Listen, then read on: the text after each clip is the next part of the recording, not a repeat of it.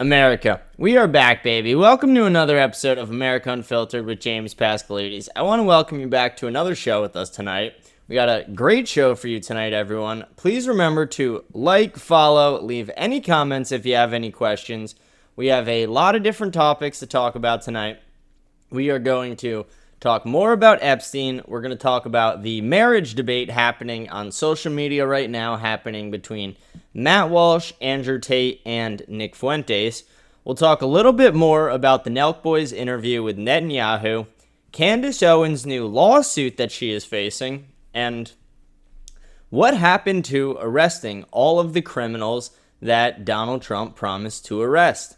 We are seeing countless people who have allegedly committed crimes, according to Donald Trump, walk around the United States, walk through politics, through business, etc., while Donald Trump campaigned on arresting all the criminals, draining the swamp, and cleaning out corrupt Washington, D.C.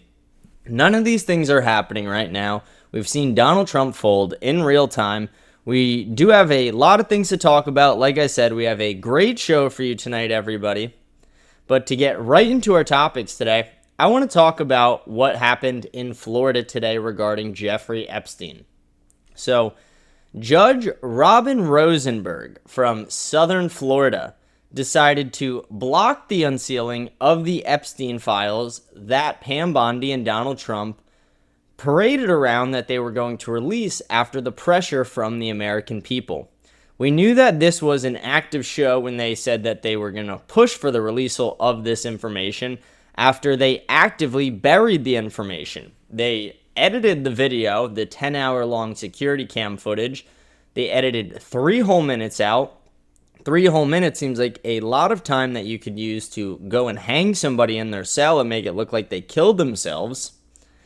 They buried all that information. They buried all the information with Donald Trump's name in the files. They did not release any lists of co-conspirators. And all they did was say, stop talking about it. It is a Democratic hoax. It is something that Hillary and Obama and all these people created well before Jeffrey Epstein was even arrested. This judge blocked the release of these files, saying that they cannot be used unless it is in current judicial proceedings, that normally that grand jury testimony can almost never get released. One thing this is showing me is that the executive branch holds a lot less power than we originally thought. The president, people like to call Donald Trump a dictator. I'm not saying I wish he was a dictator, but I wish our president was able to act a little bit more like a dictator, if you will, and if you'll bear with me here. The president should be able to tell a judge to release information to the public when it is regarding something of this nature. When it is regarding corrupt politicians and billionaires and corrupt people within our government who are having sex with children, the president should be within his authority to tell a judge and demand a judge to release this information. The fact that the head of the executive branch, the president of the United States, allegedly the most powerful person in the country or world, the fact that he is not able to get the release of this information from this corrupted judge is ridiculous. I wonder why Judge Robin Rosenberg is deciding not to release this information. She has a lot of corrupt ties as well, and she is one of the judges who was looked into for ethics violations for trading stocks over 10 different times on cases that she was literally ruling on. So we have a corrupt judge involved, corrupt Donald Trump, corrupt Pam Bondi, corrupt Department of Justice and FBI, all hiding the Epstein information from the American people. They want us to stop talking about it. They want us to say it's a hoax. They want us to push it to the back end of the media. Like I said, they're trying to flood the media with all other topics right now. But it is not working. We will not allow them to stop talking about this. As someone who voted for Donald Trump, I am very upset by his handling of this, and I will refuse to stop talking about the possible involvement of Donald Trump or anyone within the Republican or Democratic Party when it comes to the Epstein files. Holding pedophiles accountable is what needs to happen. We need to clean up the streets of criminals. Donald Trump talks a lot about cleaning up the streets of criminals, but he does not seem to be doing it, and there's a chance that one of the reasons he is not releasing the information is because he is guilty. We have talked about this theory before, but I want to dive into it a little more. The other day, we talked about thousands of documents being reviewed by hundreds of thousands of FBI employees. They were all told that if they found Donald Trump's name in these Epstein documents, to give them to Pam Bondi or Donald Trump themselves. This is obviously extremely corrupt. This is obviously showing that they are actively covering this up. And then following that, when Thomas Massie produces a bill co-sponsored by a lot of people bipartisanly to reveal all information regarding Jeffrey Epstein, Mike Johnson decides to shut Congress down for the next 6 weeks, to cancel the vote for the next 6 weeks. This is just showing, again, the cover-up. They are doing whatever they can to get this information out of the spotlight, to try and push Epstein away. They hope that in the next 6 weeks, the American people do not care that much about this anymore. I'm sure in the next 6 weeks, there will be some major event that will try and overtake all the media and overtake the headlines. But we will not let that happen. We will continue to talk about Epstein. I'm not going to talk about him every single day on the show because that might get annoying. But I will at least mention it. I will talk about it whenever there is information, and I will never forget about Donald Trump's burial of this information. I will keep it alive until we get answers, because we need to get answers and hold people accountable. Beyond them just doing that, Pam Bondi was one of the people who originally was behind releasing this information. You know, she orchestrated the parading around of binders on the White House lawn with influencers, ruining all their credibility, essentially. She multiple times went on Fox News, went in front of the press, in the Oval Office, in front of live streams, etc., said that the files are on my desk, we are reviewing the files, the client list is overwhelming, there are names that will break headlines, all things that came out to not be true because there was no client list, there was no files that got released beyond the Phase 1 releasal, which was just redacted information that was already released in the Ghislaine trial. So again, we are seeing the cover-up in real time. Pam Bondi was scheduled to have a speech at CPAC. Pam Bondi decided to cancel her speech at CPAC, citing that she had issues with her cornea.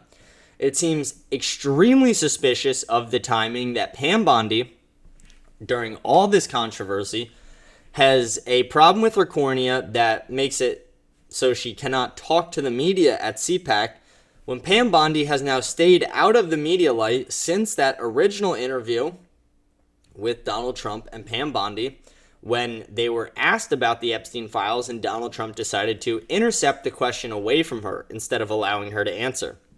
And let's not forget, Pam Bondi was the Attorney General in Florida. Pam Bondi and Donald Trump are like this. The chance that Pam Bondi and Robin Rosenberg could be working together in any way is possible. We don't know the extensive history of Robin Rosenberg, and I'm sure more people will be continuing to look into that after the announcement today. We do want more information on this. We do need more information and more answers on this. Without information and answers on the Epstein file, they are pushing younger generations to revolt, and maybe it's not a violent revolution, but people will not vote in the midterms. People will write Congress letters. People will do things that haven't been done in generations. People will start revolting against the government if they are not given the information about Jeffrey Epstein.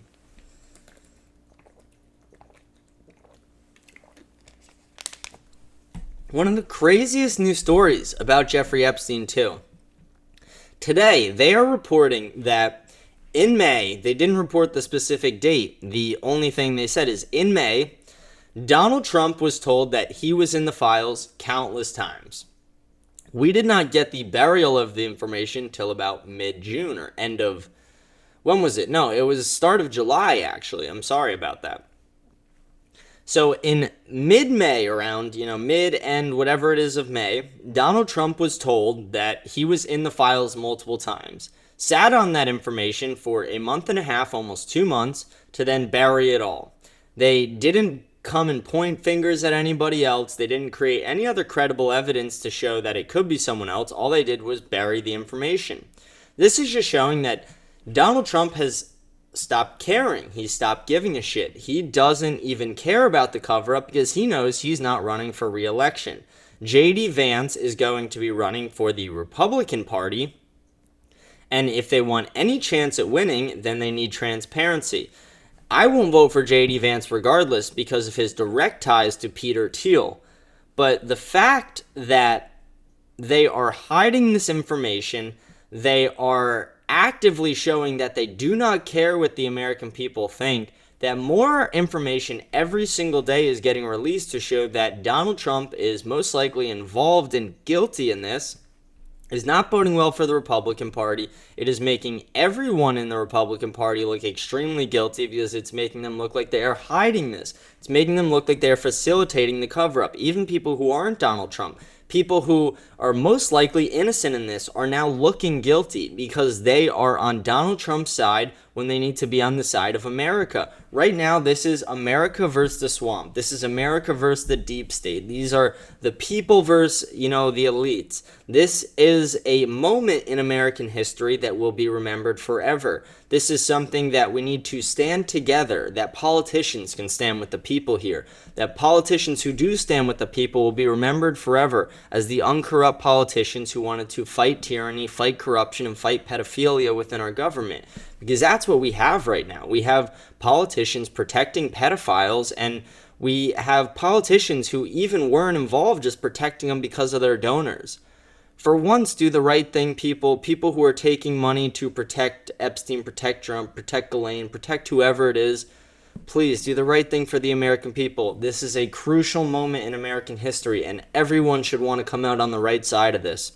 It's one of the reasons me, as someone who outspokenly voted for Donald Trump and was sure that Donald Trump was going to be the most transparent administration in history, that's why I speak out against him every single day on this show, because if I didn't, I would just be another hypocrite, another shill for the Republican establishment that is allowing things like this to happen. I would never wish in a billion or trillion or infinite amount of years that anyone in this world gets raped, let alone a child. And the fact that our politicians do not care that it happened, they are allowing it to happen. And we saw Pam Bondi, Kristi Noem, Caroline Levitt, Donald Trump, all these people talking about how what a sick asshole and deranged person that Jeffrey Epstein was, and showing genuine concern for these, or what seemed at the time like genuine concern for the families and for the victims of these, the victims of these crimes. Now it seems like they don't care at all. They don't care about the victims. They do not care about the families. All they care about is protecting the elites, the pedophiles. It's sad, the parade that politics has become recently. And Donald Trump's administration for months tricked millions and millions of Americans into believing that they were the most transparent administration of all time, saying they were going to release the JFK, MLK, RFK files, only for the JFK files to essentially be a sham. The MLK files, again, essentially to be a sham. No new real information was found in them, as I've heard so far, and they released over 233,000 individual PDF documents. That's not transparency.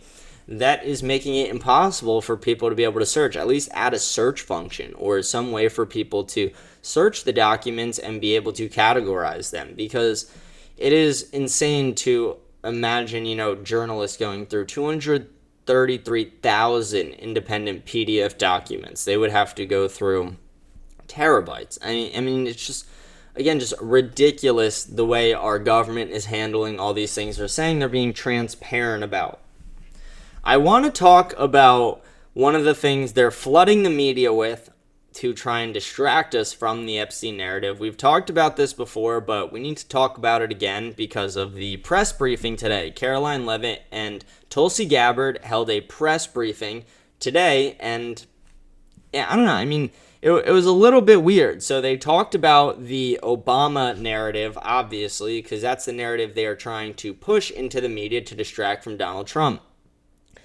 They said that they are referring Obama to the Department of Justice for criminal prosecuting, and then one of the reporters brought up, doesn't Obama have immunity? So would that even be able to happen? And then you immediately saw Caroline Levitt freeze up for a second, look a little nervous, and then respond saying, we're going to let the Department of Justice handle that. All that means is this was all for show. This is in the media. Nothing is actually going to happen.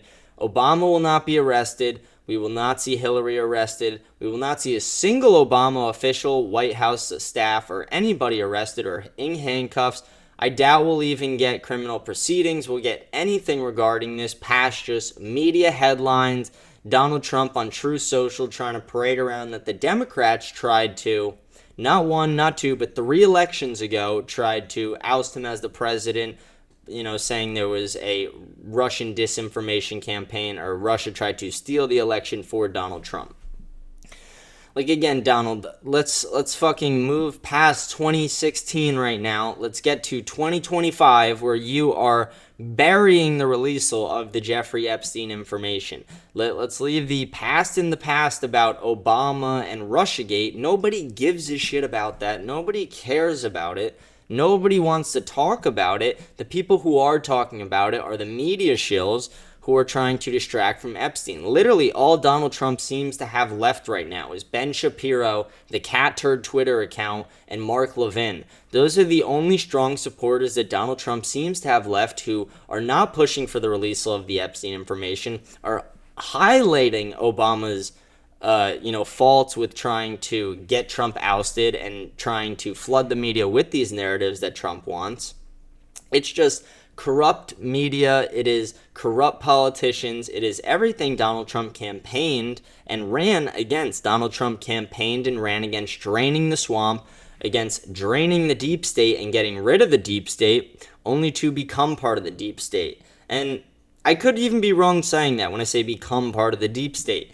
Donald Trump might have always been part of the deep state and we never realized it. I like to think that he became part of it because of lobbying. My take is that because he did not take any funding in those first 2 campaigns, that he was less susceptible to the corruption that we're dealing with now, and now that he took hundreds of millions of dollars from various donors, he has a lot of promises he needs to fulfill. He has a lot of back-end deals he's going to need to make. And presidents in their second term generally have a lot less to lose because they're not running for re-election.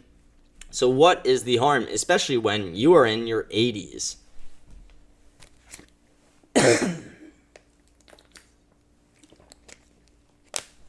One crazy thing they also brought up, Tulsi Gabbard went on for a while ripping Hillary apart.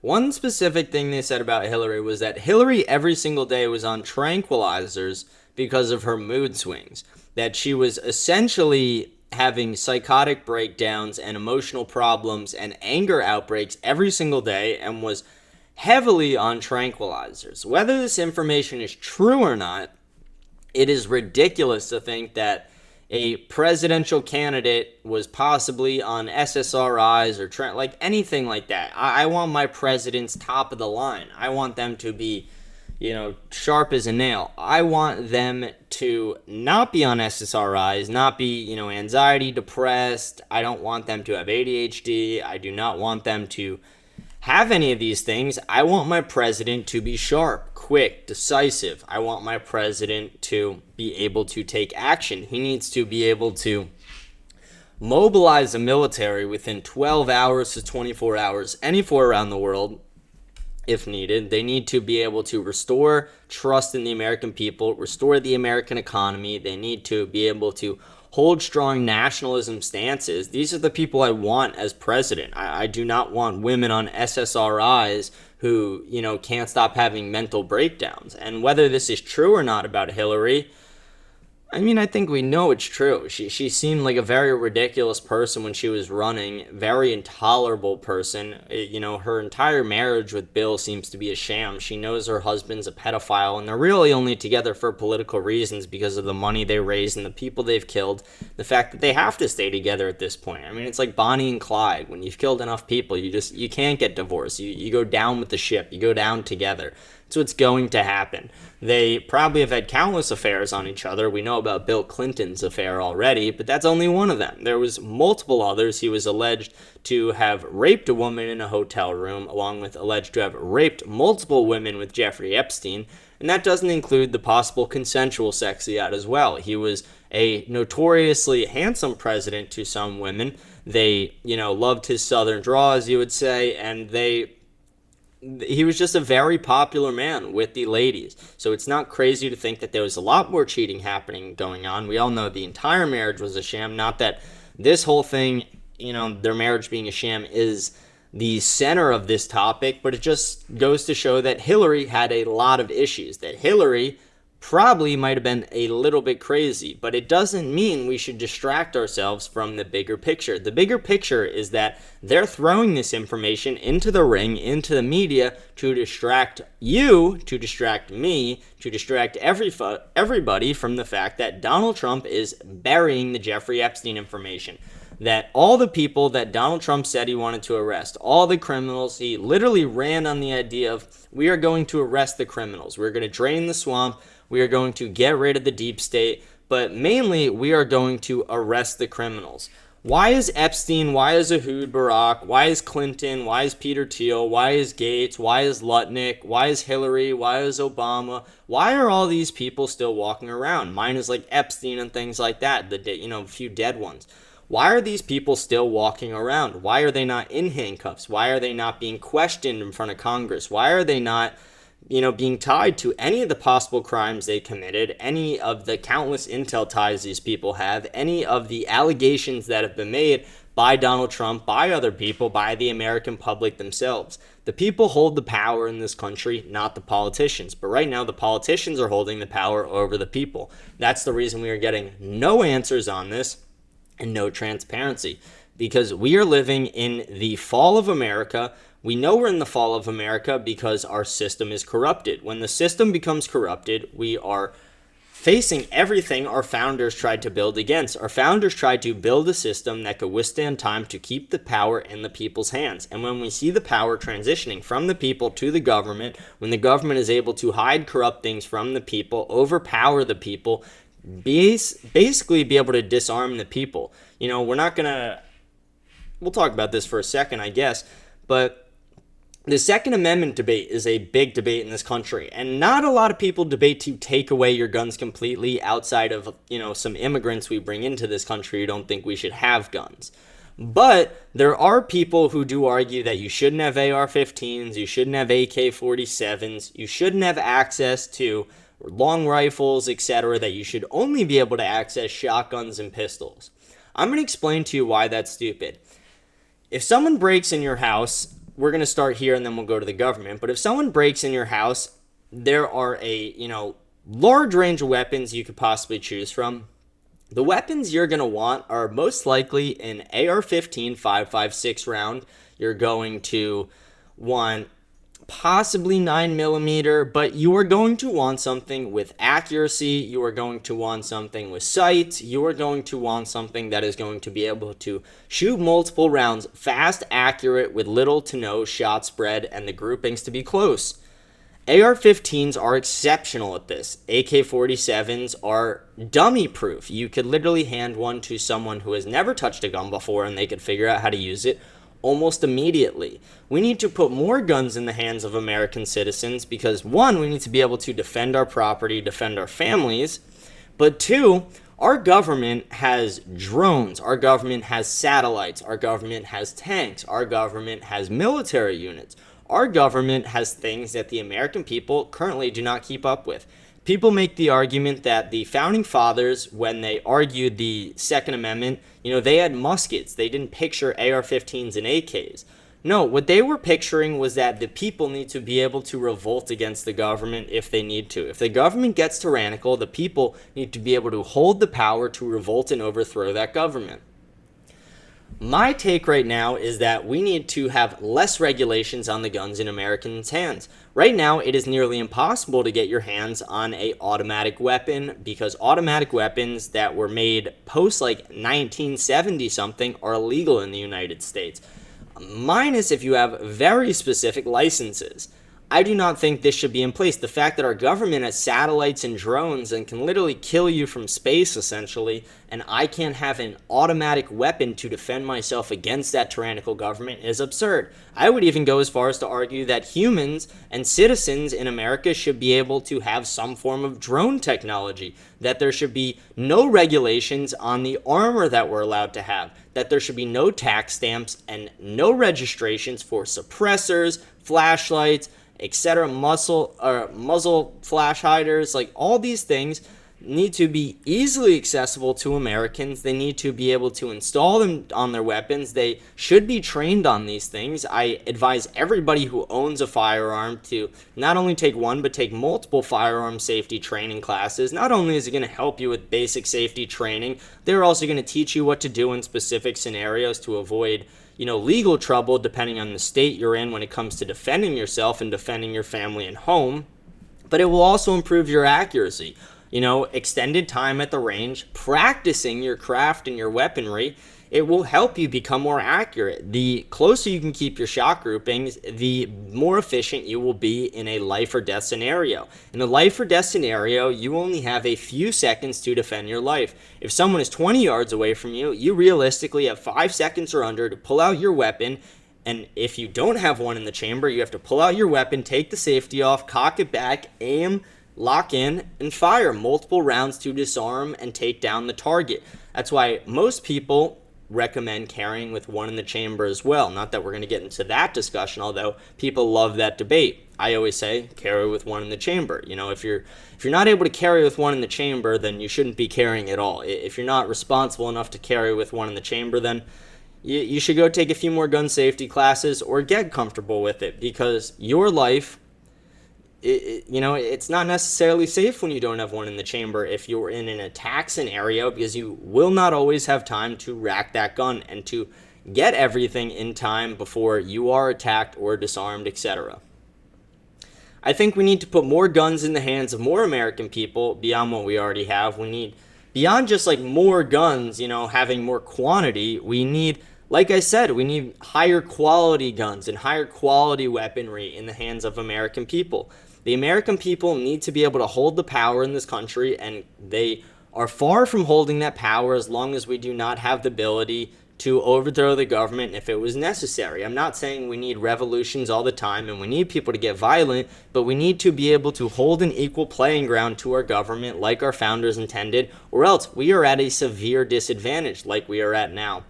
All I want is civilian access to certain drones for defense systems, civilian access to all kinds of, body armor, night vision, suppressors, all these things, more civilian access to rocket technology, and I'm not even saying like mortars. I just, RPGs, man, I don't know, give them something. Give the American people something. This is what we need in this country to stay in line with our government. And it's not about wanting to cause mass chaos and wanting people to parade their guns around the street. It's about, if it ever comes to a time that our government does get tyrannical, that our government does turn on the American people, that they do start showing up to your door to take your guns, there will be a war. There will be a day where we will have the next civil war. And when that happens, we need to be able to hold our ground.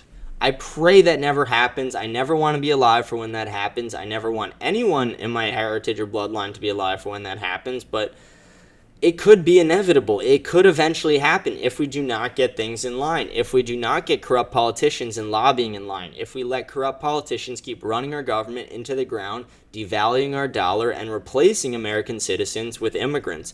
These are things that will lead to a revolution eventually, because a younger generation can only take being mad for so long. If you piss off 18-year-olds enough, you're going to set them to revolt against you.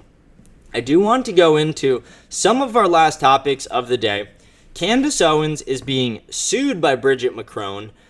This is no surprise. Candace Owens has released a multi-part documentary about Bridget Macron being a man. That Bridget Macron was born a man, that Bridget Macron is a man, that Emmanuel Macron is gay because of this. This was a multi-part docu-series on YouTube. It's actually extremely interesting. I urge everyone to go watch it. I always think, true or not, everyone should get all angles of these things.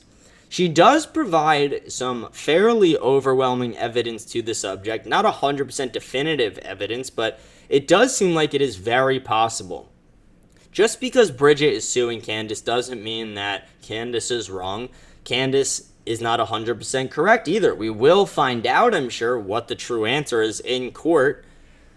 But this is very interesting, especially after Candace, talked about how President Trump was saying that Candace reported that President Trump called her to say she should just stop talking about the subject, that it's ruining the relationship between the United States and France. And then now we're seeing this lawsuit. So Candace Owens is either going to owe hundreds of millions of dollars, be bankrupted, or we are going to get crazy evidence that there has been a political scandal where a president of a country was hiding that his wife was actually a man. I mean, this is pretty crazy to find out if it's true. We are living in one of the most interesting times in the world. I talk about this all the time through all the shit going on, all the terrible things. I would never want to be alive in any other time in history. It is by far the most interesting time period and time to be alive, and we have access to all these things via social media, which no other generations had. As that lawsuit continues, I will of course keep everyone updated.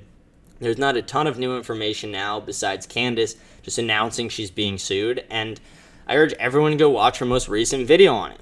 I want to talk about the Nelk boys as well. We've talked about their interview with Netanyahu, and then their follow-up streaming marathon with Myron, with Sneeko, with Nick Fuentes, with Hassan Piker.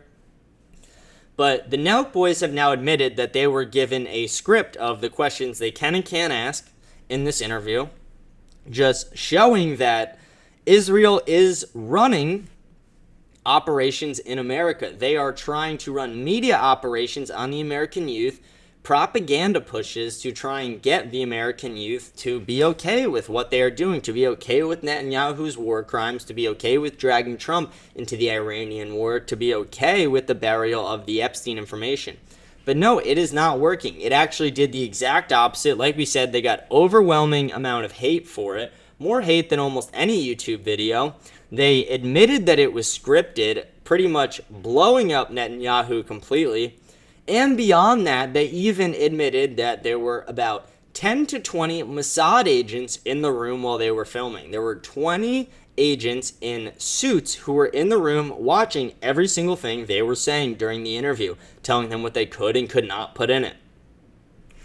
This is a PR and a media campaign by Netanyahu, by Israel, by Donald Trump because of their group war coalition they have together to make Israel favorable again. But like I said, it failed miserably. Israel is at a record low favorability in the United States when it comes to the American youth who does not want to keep sending our money over there. You have record people on the left and the right who agree to this. The only people who don't seem to agree to it are the people in Congress who take money from AIPAC and Israeli lobbyists, and Donald Trump, who is like this with Netanyahu, who also could be indicted in some of these crimes revolving Jeffrey Epstein. I do want to talk about our last topic of the day. Like I said, we don't have a long show for you tonight, folks. Still a good show, not a long show. But I want to talk about the debate happening on social media right now and on streams right now. It is the marriage debate. It is happening between Matt Walsh, Andrew Tate, Nick Fuentes, Myron Gaines, and then you have various other social media influencers chirping and chiming in, like Charlie Kirk, etc. I'm going to give you each person's position in this debate, and then we'll go over where I stand, and we'll go over the debate itself. Matt Walsh in the debate, his stance is that people should get married young, have kids young and have more kids than they can afford, and that it will push them to be better men, and that they should be traditional men in every sense.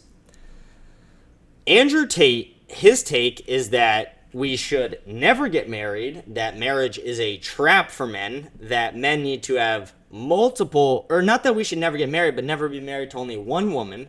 We need to have multiple wives, that women are essentially for kids only to him. He has no other use for them. He lives with a bunch of his other male friends, his brothers, etc., and all their multiple wives and children all live there, and the women take care of all the children and raise the children.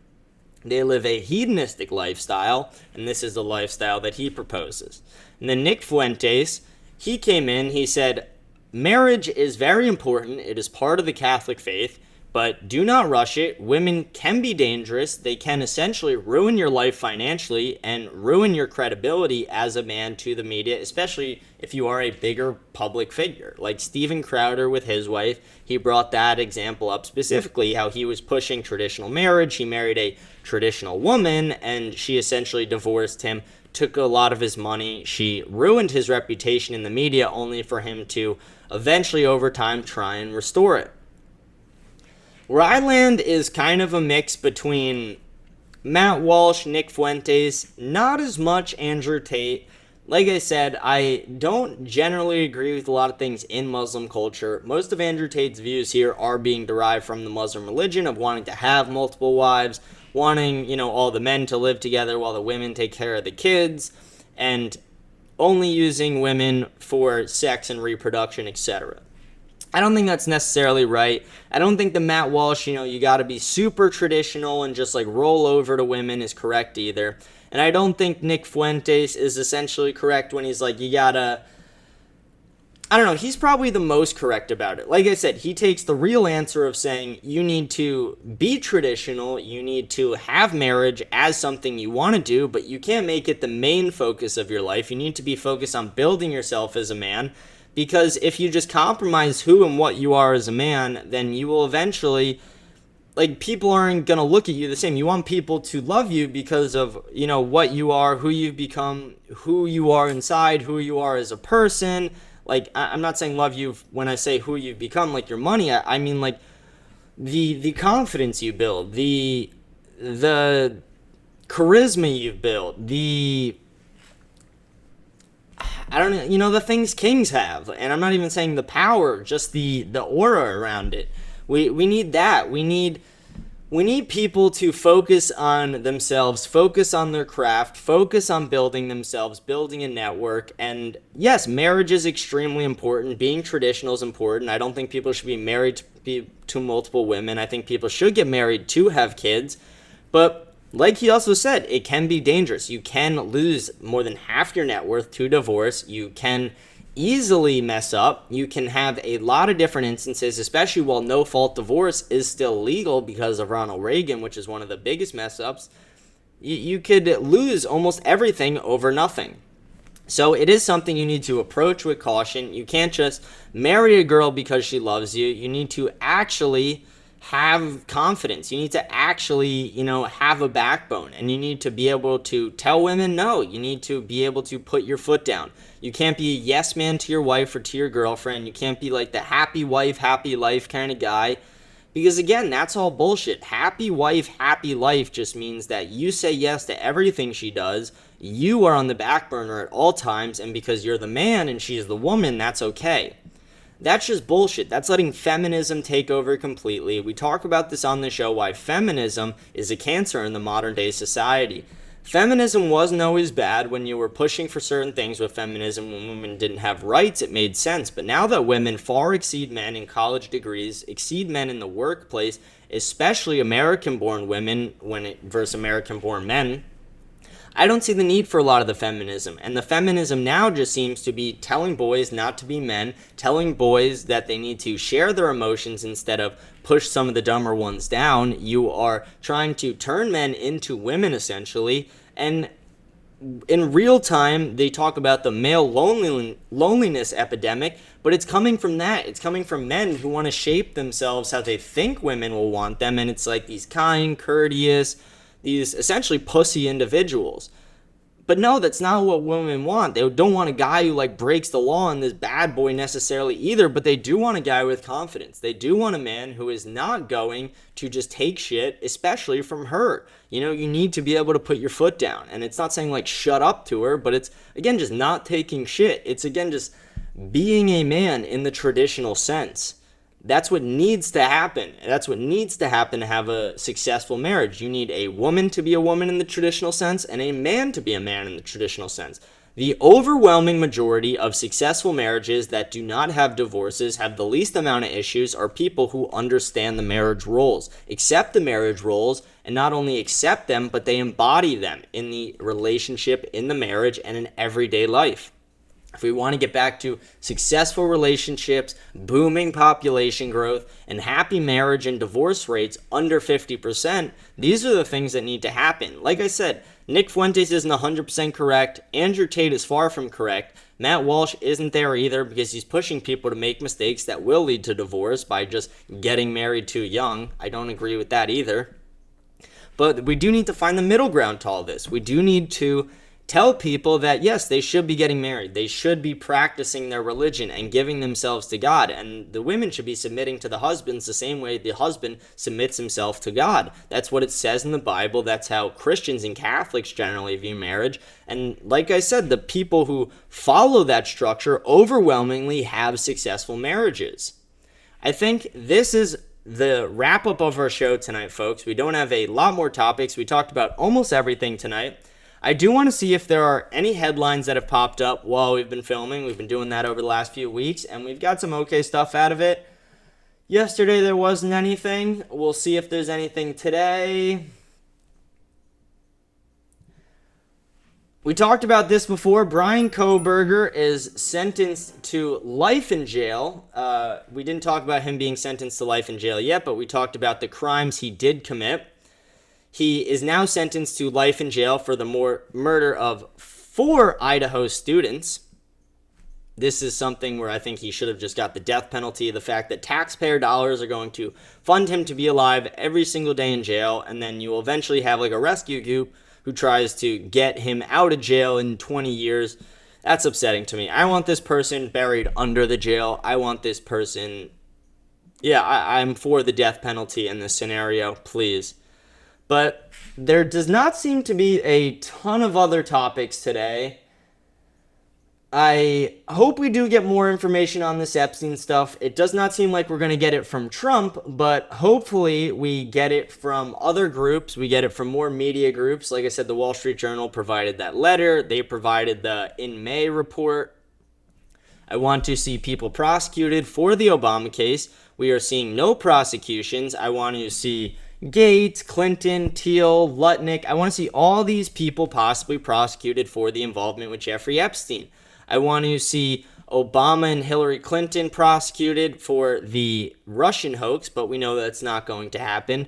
I want to see more people having this marriage debate. I think it's important that publicly people have this debate and the younger generation is able to see it. I'm glad that the Nelk boys finally admitted the interview was scripted. And I am excited, and I'm sure everyone is too, to see what happens with this Candace and Macron lawsuit. That's all the show I do have for you tonight, folks. It's been a great show. Please remember to like, smash the follow and subscribe button. Leave any comments if you have any, or send a super chat if you have one too. But I'm James Pascalides. This has been episode 96 of America Unfiltered. I'm signing off today. I hope you guys have a blessed day, and I will see you guys tomorrow. And remember, Ghislaine Maxwell will not kill herself. Thank you.